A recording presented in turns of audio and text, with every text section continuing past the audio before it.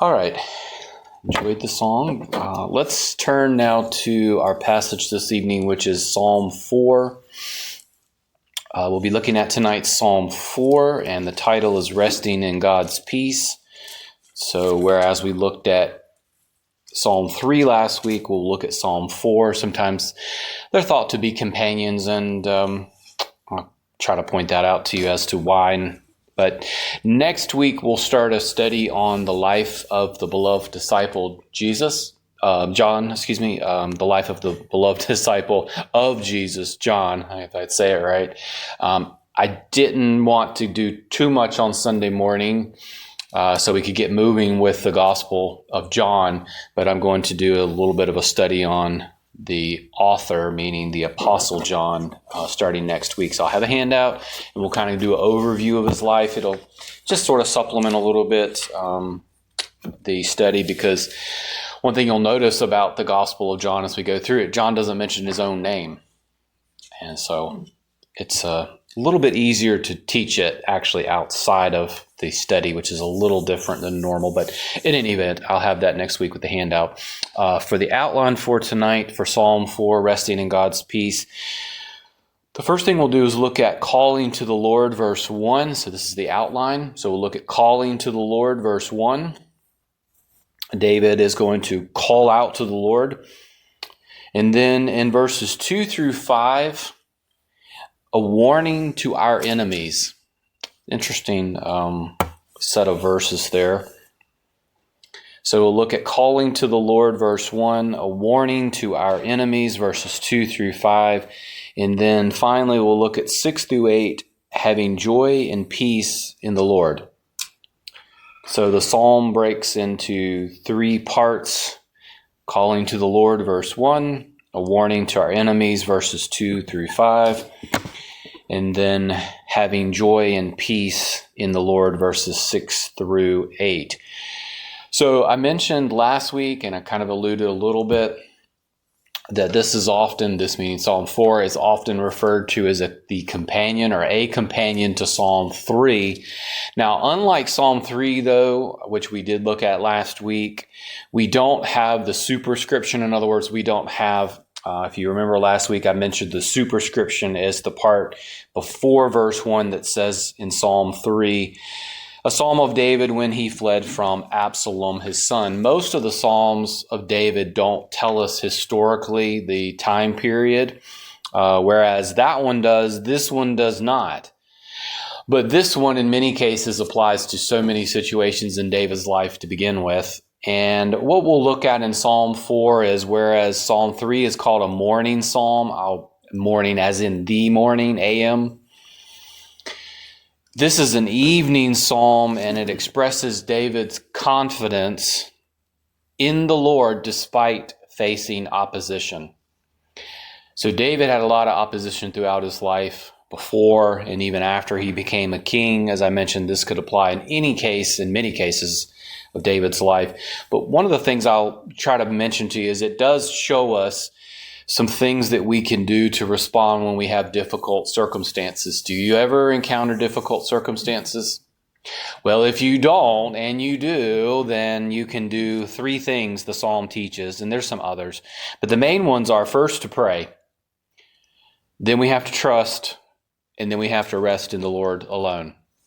And that's essentially what David does. Whatever this situation is, it doesn't really matter which one it is, because we don't know, and there's so many you could choose from. Historically, what it shows is during this difficult circumstance, what David does first is he prays to the Lord. He has total confidence and trust that the Lord will do for him what is good, just, and right, whatever it may be. But then he also rests in the Lord alone. He has peace, and he's able to lay down, as we'll see, and sleep. So that's what we'll look at tonight. Do I have someone who's adventurous who only wants to read one verse? Because the next one will be verses 2 through 5. The whole thing's pretty short. But would someone want to read verse 1 for me, calling to the Lord? Sure. Okay. Answer me when I call and hear my prayer. All right. Thank you. So we start looking at this Again, the psalm naturally sort of breaks itself up into 3 or 4 parts. I just stuck with 3, just a little simpler. But the first thing you'll see is that, again, we don't know the circumstance, whereas the last one we do, meaning Psalm 3, where David has the problem with his son Absalom. He's conspired against him. In this case, we just don't know, but I'll deal with that a little bit later. So the first thing is he says, answer when I call. One of the things in the psalm, and you'll see this throughout it, he's not demanding that God do what he wants. In other words, he's not demanding of God to do and have things his own way. He wants to hear from God because he trusts God. He desires that the Lord be gracious to him and just simply hear him. We'll see that as we go through it. But if you look at the verse 1 that was just read, he simply says, answer me when I call. He's not asking him to necessarily answer him in his way. But then he says you need to be gracious, and he wants him to hear his prayer. One of the things I think that's helpful here, but also will be helpful for us as well, is because David knows the Lord's character, he can trust in him to answer accordingly. In other words, we don't have to go to the Lord and demand him to do certain things. We can appeal to him and we can ask, certainly fine. But David here isn't asking for him to get his own way. But I think one of the reasons is David knows God's character. I think that's one of the reasons we stumble sometimes, is because we don't really know who God is. We kind of have this general conception, and most people, a lot of times, and we use the analogy of God's a judge and he's just getting ready to push his thumb down on us, which just isn't the God of the Bible. It just simply isn't. Judgment is a piece of God, but it's certainly not the totality of him. But in any case, he calls out to God. He wants God to be gracious to him. He just simply wants him to hear, because again, he is assuming that I know what God is like, and since I know what God is like, God will answer accordingly. And you'll actually see this in a minute. And what does he ask for? He wants relief. Whatever this present distress is, he wants relief. Sometimes I actually like that we don't know when these situations are, sort of like the thorn in the flesh. If we knew what was the thorn in the flesh, I know pastoring well enough that people would come and say, nah, it doesn't apply to me because I don't have that same problem Paul had. Sometimes not knowing, in other words, there's sort of this generalized problem, actually is a little bit better. But essentially what he says is, he says, I need relief from whatever this present distress is. And so there's this sort of blanket approach. No matter what the distress is, we could pray to God knowing that his character will do right, and he's simply appealing that he gets relief.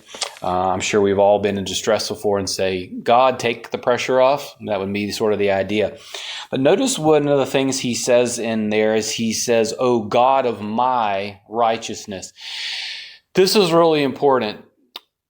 David is not appealing to himself. David's not appealing to anything in himself. He's appealing rather to the fact that God, one of the characteristics of God is he's righteous. Do you know that God's righteous too?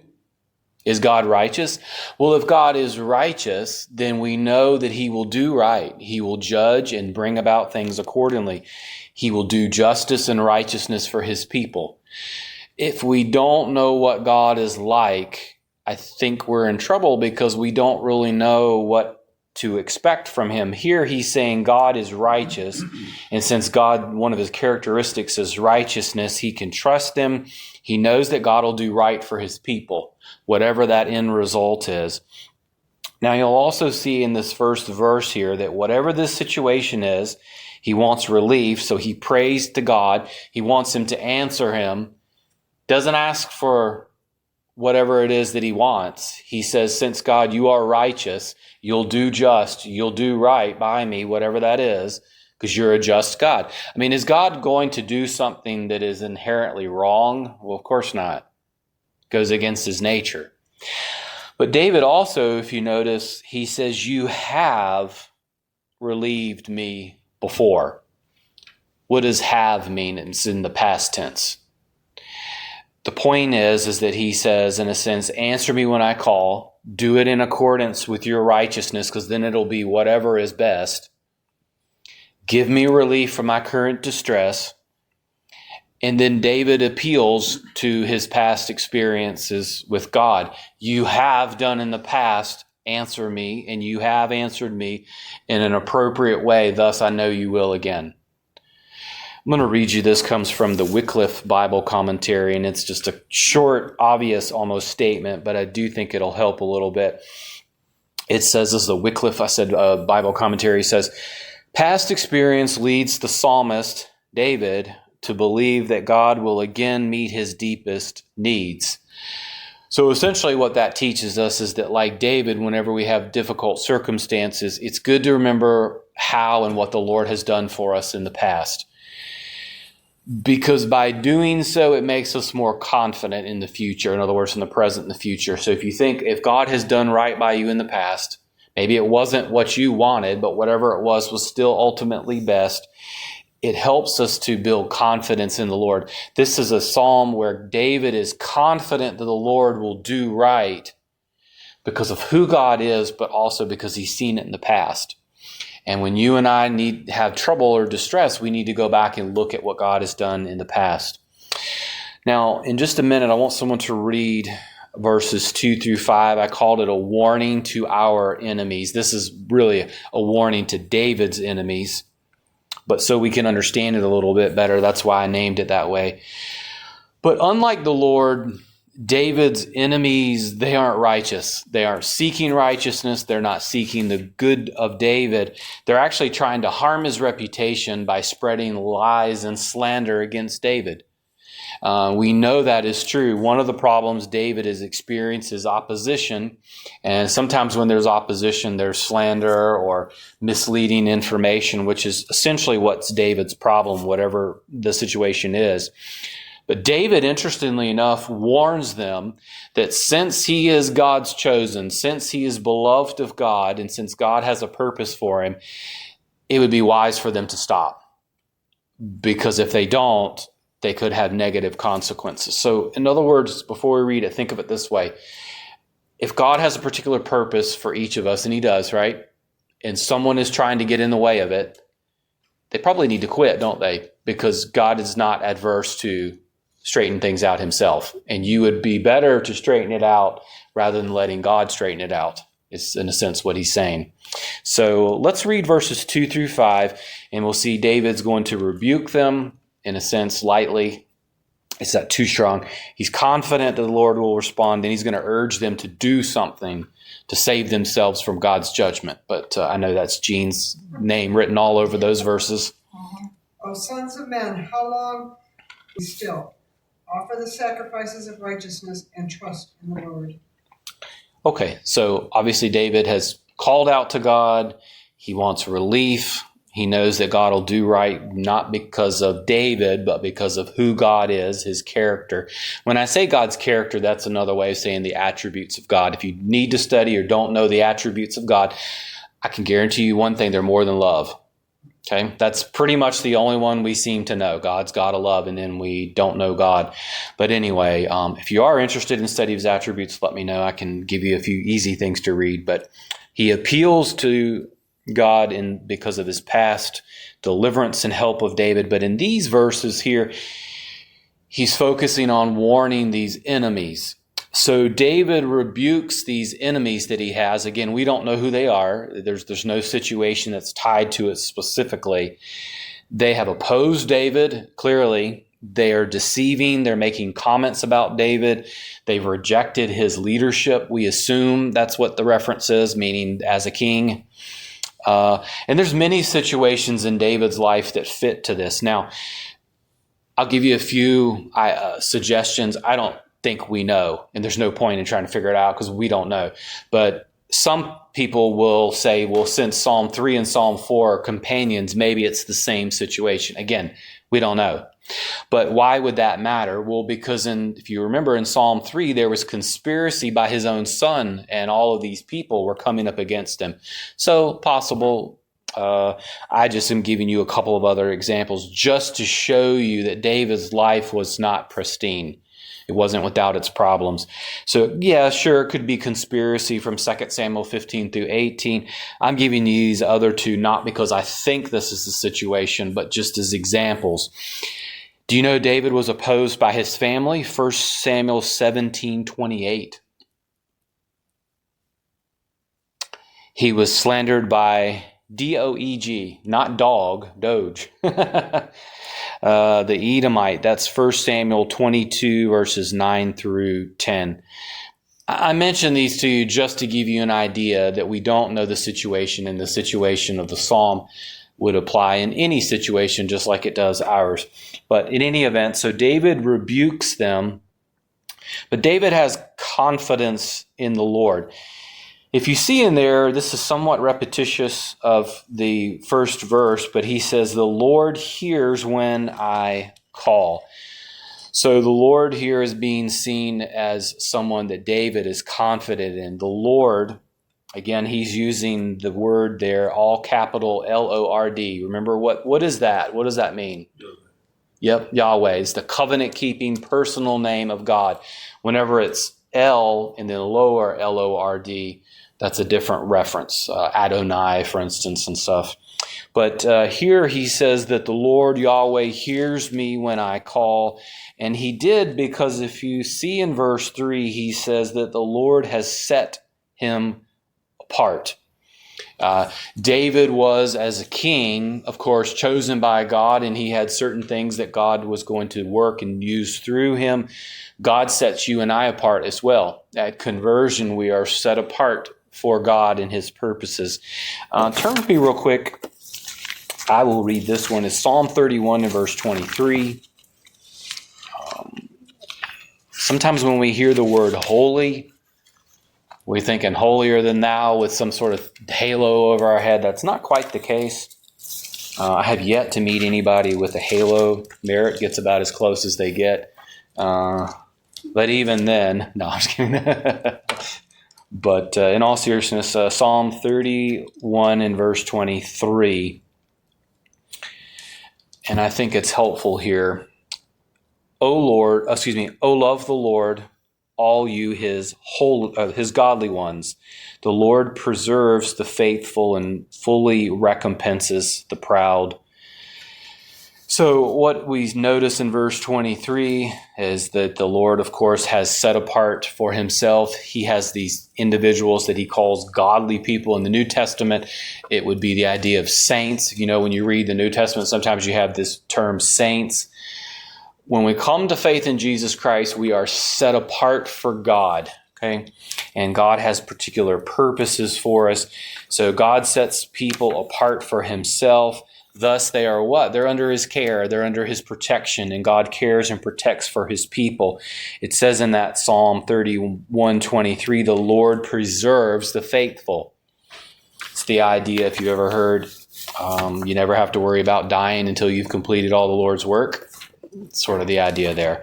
The Lord protects his people, and David is confident in the psalm that the Lord will protect him. Let me read you this from William MacDonald in his commentary on this. He says, quote, "Thus who trust in the Lord are as the apple of his eye." That's a reference to Zechariah 2:8.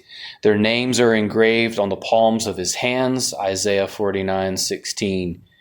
"He hears them when they call and hastens to their assistance."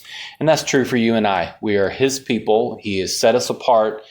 We are saints. We might not always act like it, but we're saints. And then God, of course, he cares for us, and he is always quick to try to help us when we call on him. But back in the psalm here, you'll notice what David does. Well, in verses 2 through 5, of course, he rebukes, he warns, he's confident that the Lord will deliver, but it's kind of interesting what he urges the people who are against him to do: to turn from sin. To do what they're doing, David equates to sin. Is slander sin? Sure. Is oppressing God's purposes and will sin? Absolutely. So in the verses here, he says this is verses 4 and 5 if you're looking back at it. He says, "Tremble and do not sin." Sometimes people equate that to being angry and do not sin. You know, that would be sort of similar to Ephesians. Don't let the sun go down in your anger. But in any event, it says they're not to sin. So David urges them to cease from sinning, to trust in the Lord and to worship him. But let's explain this one piece here. It's in verses 4 and 5. He says, meditate in your heart upon your bed and be still, and then offer sacrifices of righteousness. So David wants him to turn from sin, to trust in the Lord, and to worship him through right sacrifices. What is a right sacrifice? It means to be done in the right spirit. You can do things for God and he be completely displeased with it. God's wanting more than just simply outward obedience, in other words. The idea here is that God wants us to be right with him and to serve him with a right attitude, or right motives, and those sorts of things. In other words, if you are ornery and doing things for the wrong reason, God, in a sense, is saying, just keep it, because I don't want it. So a right sacrifices means to do things with the right spirit. And you notice, where does all of it originate? Where does worship, where does trust in God, where does service, we might say sacrifice, where does it all originate in? Well, he says meditate on the heart. They need to get their hearts right. The problem with humans isn't external, it's internal. You can't legislate righteousness. You can't cure the human heart with the law. Of course, only God can do that. I'm going to give you two references. I'm going to read one of them. The first one I'm not going to read. Deuteronomy 33:19, and it deals with the heart. This whole idea of heart and sacrifice. Deuteronomy 33:19. There's many references. God is not interested in the people's sacrifices when they are in sin and in disobedience to him and they're doing it for the wrong reason. He, in a sense, says, keep it. Just keep it until you get yourself right. Then go forward and do it. Let's look here at Psalm 51. I'm using this one just because it's an easy one to see. Psalm 51, and I'll read this for time's sake. This is a psalm of David, but this one we know from the superscription after Nathan had confronted him about his, shall we say, transgression with Bathsheba. But down in verses 17 and 19, you can kind of see where I'm going with this. And this is what David is talking about in the other as well. That the Lord wants our hearts first, then service comes. It's not service and then the heart gets right. It's the other way around. The heart needs to be right first. You've probably heard this before. Notice in verse 17, it says, the sacrifices of God are a broken spirit. A broken and contrite heart, O God, you will not despise. By your favor, do good to Zion, build the walls of Jerusalem. Then you will delight in righteous sacrifices, in burnt offering and whole burnt offering and such. So what's the idea there? If you get your hearts right and you humble yourselves and get your heart right and your spirit right, then you can go make the sacrifices. Until then, keep the sacrifices. Imagine if God told you, keep your service until you get yourself straight. And that would be the idea there. So the heart is what God is always after first. Now, as we go back here, though, David knows, again, he can trust God to bring about things righteously and based off of his character, his past experience, those things. David has rebuked those who are against him, who are lying about him, who are coming and oppressing him, opposing him. He's confident in the Lord. He urges them that the only way to fix themselves is if they turn from sin, get their hearts right. But it's interesting the way he ends this in verses 6 through 8 of Psalm 4, because David's peace, his security, his joy isn't based off of the circumstances, but God alone. In other words, when he finishes the psalm, he's going to have peace and joy, and the circumstance won't have changed yet. So something other than the circumstance gives him peace, joy, and then he's able to take a nap, if we will. That's where the idea of the evening psalm comes in. So I need one more reader. This one's one verse less, but it's verses 6 through 8. Does anybody want to read that? Or else I'll do it. I'll do it. Make me to dwell in safety. Okay, so as we look at this, again, pretty simple psalm. He calls to the Lord. He's confident in the Lord and so forth. He tells his enemies who are against him, you need to turn from sin. The way to do that, the way to worship God and all that will find itself in the heart.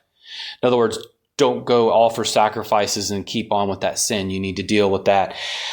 But David's situation isn't going to have changed when he's done penning verse 8, is what I'm getting at. Now, if you see here, it's kind of an interesting one. I'm saying this a little bit of tongue-in-cheek. Notice how he says, many are saying, and then he quotes what they're saying. Who's going to show us anything good?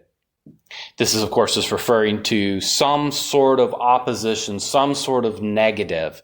Probably when David was king, and in a sense they were saying, we don't like the way things are. Now, what is one problem? It starts with a C that the Israelites have, but of course we don't have a problem with. It's called complaining.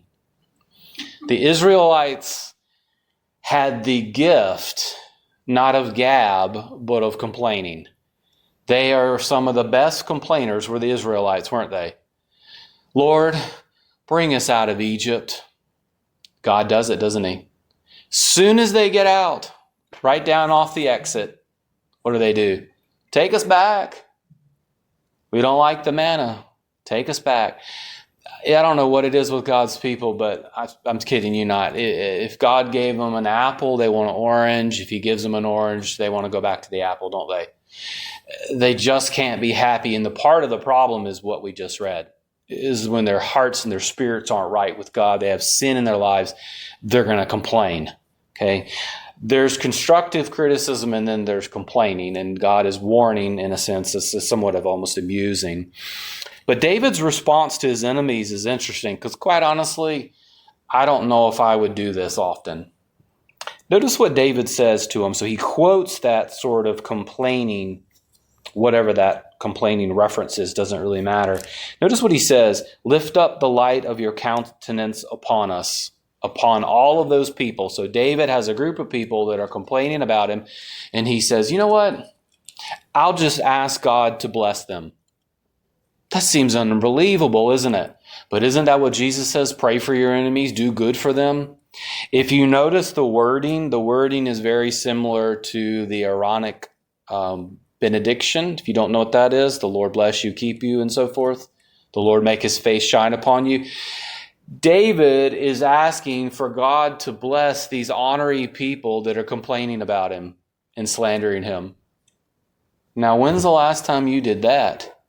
Not too often, but that's sort of the idea. If you don't know the Aaronic benediction, I use it on occasion. It's Numbers 6:24 through 26. So 6:24 through 26 of Numbers.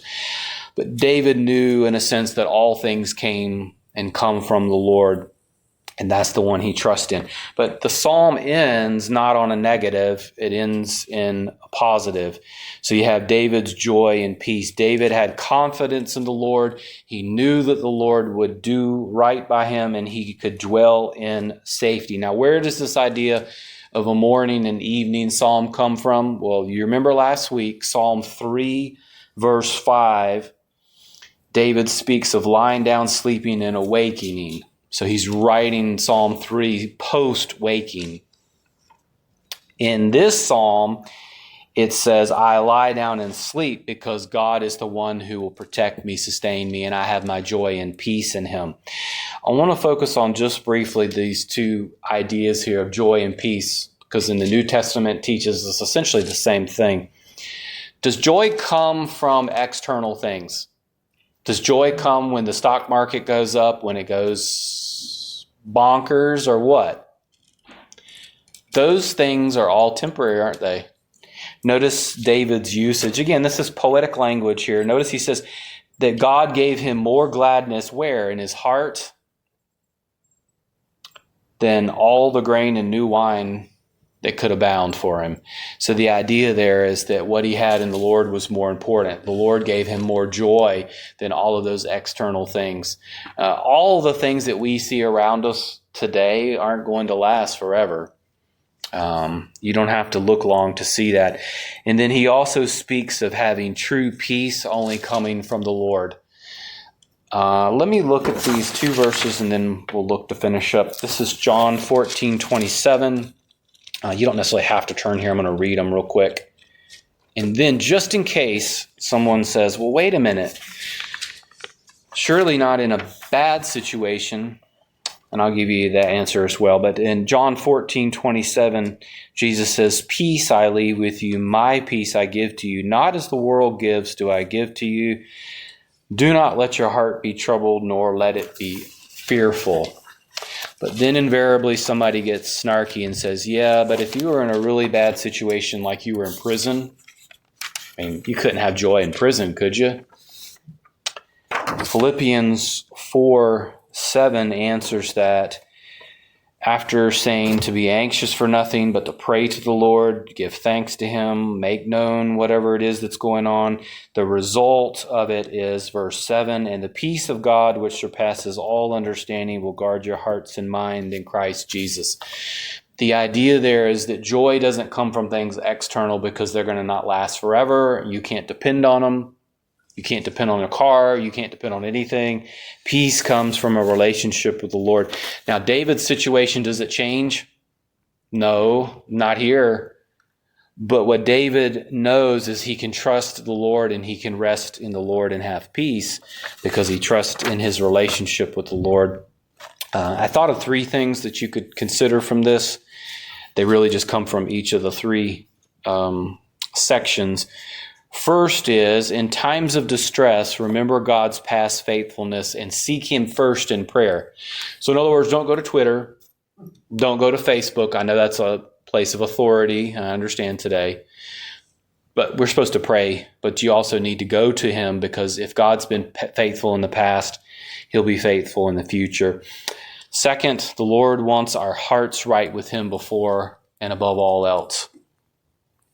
I know people sometimes will go and they'll serve and they'll have the worst hearts, the worst motives, and God's in a sense saying the same thing in the Old Testament. Just keep it until you get it straight. 3, true lasting joy and peace will never be found in this world, but only in the Lord. I don't know why Christians still seem to feel like that the world will somehow give them peace and satisfaction, and the Bible reiterates it over and over that isn't going to happen. So we just need to find that in the Lord, whether it be like David or like Paul. So next week we will start looking at the beloved disciple, the disciple whom Jesus loved, which is the Apostle John, and we'll kind of give an overview of his life.